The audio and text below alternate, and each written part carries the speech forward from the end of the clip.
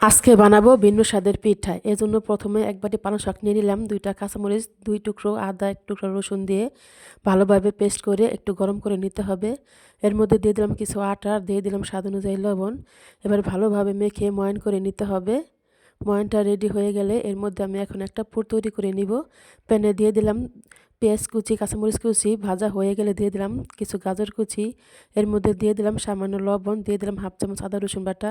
ভালোভাবে গাজরটা ভেজে দিয়ে দিলাম একটা ডিম, দিয়ে দিব কিছু ধনেপাতা কুচি। রেডি হয়ে গেল আমার পুরটা। এবার সামান্য গুঁড়ি দিয়ে একটা রুটি বানিয়ে নিব।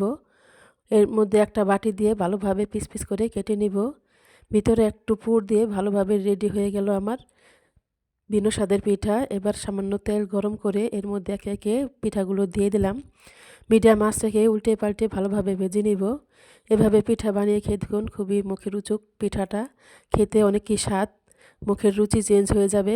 রেডি হয়ে গেল আমার ভিন্ন স্বাদের কুলি পিঠা।